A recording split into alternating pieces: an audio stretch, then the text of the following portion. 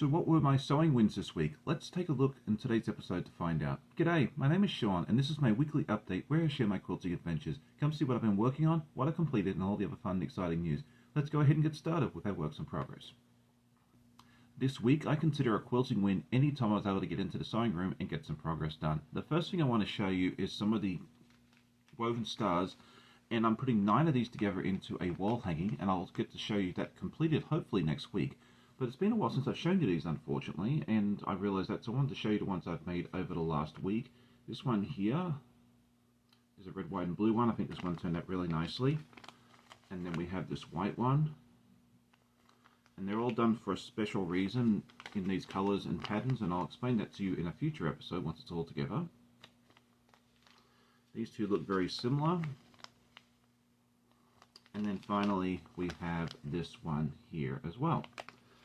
And I was a little bit worried about the black on the blue, but it actually turned out really nicely as well. It's got just enough contrast there to make it worth it. The next item I want to show you is some more progress done on the pink quilt. We now have 7 out of the 10 rows done, and I'm hoping that I can get this one finished and complete the quilt top completed in the next week or so. And so that's what we have there. We may be doing another one of these very soon, so stay tuned for that. And then finally, we have some progress done. Actually, we completed Clue 6 of the latest Puzzle Mystery Quilt by Cotton Cuts. We did these here, lots and lots of economy blocks. So if I wasn't very good at those before I started this project, I'm going to be very well versed with them by the end of it. But I think these ones turned out really nicely. I'm really in love with the colours and having a really good time with that. I have more exciting news to share with you later on, but before we get to that, let's go ahead and take a look at our week in review. If you're new to the channel, welcome. Thank you so much for tuning in. I hope you enjoy it. But this is a series of videos to take during the week, most of me sewing, but also of any adventures, so I hope you enjoy.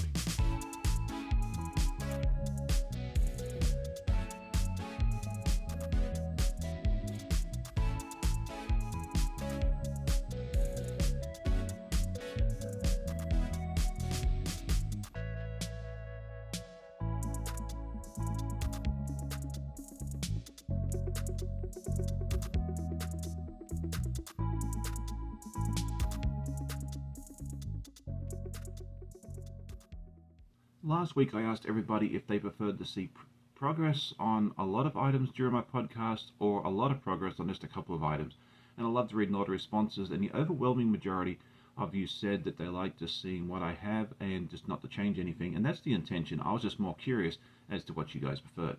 This week I thought it'd be interesting to ask you, what is that one sewing notion, or if you can't just pick one, pick 2 or 3, it's perfectly fine, that you cannot live without. And for me, this is hard to narrow it down to just one. There's so many items that I could not really live without. My iron, my rotary cutter, and that sort of thing there. But if I had to pick one thing, I think it's going to have to be my Wonder Clips order off-brand that I buy on Amazon, because these things are amazing, and I can buy 100 of them for $6 or $7. So that, for me, is that, especially with my tiny piecing and all the fabric I have to cut out, that's my answer. Let me know what yours is in the comments. So my goals for this week I've decided not to have any specific goals on any particular project, but just want to continue making progress in my studio. Whatever floats my boat that day is what I plan to work on. Let me know what your goals are for this week. And so now it is time for our news and events, and it was a very busy week here at The Guy Who Sews. First up, I did the Eeyore time lapse, which was a block that I finished a couple of months ago, but I finally got around to doing the editing and so forth on that. If you didn't see that, go check it out. It's a lot of fun. It all goes together in just a couple of minutes. Wish it went together in life that quickly. Next up was my review and overview of the Road to Virginia Quilt Show. It's something I went to a couple of weeks ago, and I got a chance to go ahead and do my review video for that. That was a lot of fun. Go check it out. It's very interesting to go see, especially if you didn't get a chance to see the show yourself. Yesterday morning I had my friend Donnell join me over from Donnell Stitchery. We got to hang out on my live for about an hour and a half and have a good old time.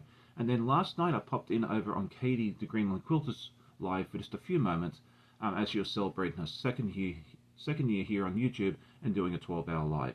I get exhausted after 90 minutes, so she is a trooper for doing a whole 12 hours. So what do I have coming up this week? First up, I'm going to be live over at Tammy's at 10 p.m. tonight. Yes, 10 p.m. late night for me. The morning guy is up late. And we're going to be putting together the sheep block from Fab Farm by Elizabeth Hartman. Next up will be the Tigger time lapse from Art East Quilting Co. That'll come out earlier this week. In the middle of the week, we plan on putting out Clue 6 of the Puzzle Mystery Quilt. And then on Friday, we're going to have a fun special event, the Christmas in July. Myself and 5 other content creators got together and we did a Secret Santa swap. And we get to open this box and see all the goodies inside and everything else like that. So stay tuned for that. That'll be posting on Friday. And then this Saturday morning, I'm going to have my friend John from Artie's Quilting Co. join me. We're going to sit together, having a fun live together, and maybe even get some sewing done.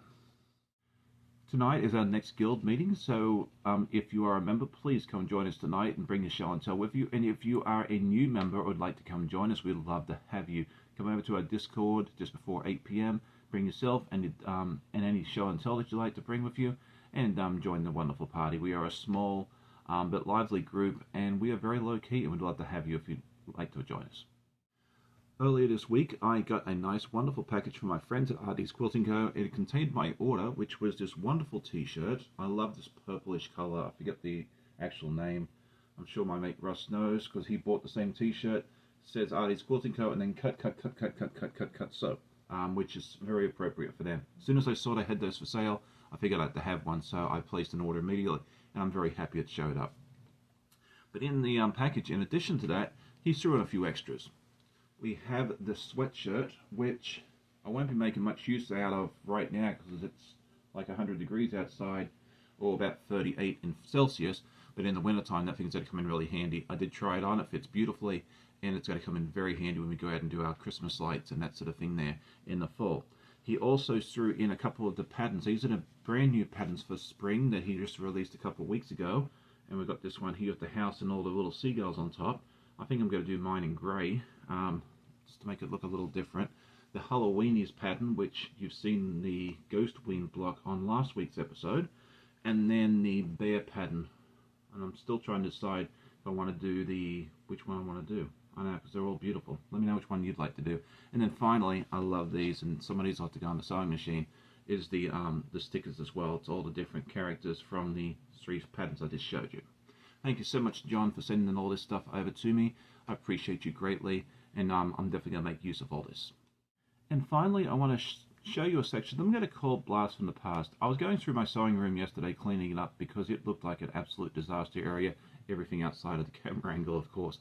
And one of the things I found was actually one of my first attempts at paper piecing, and this was the Alison Glass trinkets that I made, I don't know, 18 months ago or so, I guess. So this was one of the blocks here. I think it looked like an arrowhead, and then this little cube, and then these trees. This has been featured on a previous episode, but it's like 100 episodes ago. So if you're one of my wonderful viewers that have seen all my episodes, I'm pretty sure you've seen these before, but I thought it'd be fun just to bring them out and show you one more time since it's been a while.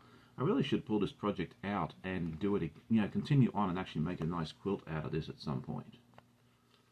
And then this arrow, I was really proud when I did this one because it actually came together a lot better than I thought. And then I think this was actually my very first attempt here. I started off with the super simple one there. Anyway, I hope you enjoyed today's episode. It's a little longer than normal, but I hope that's okay.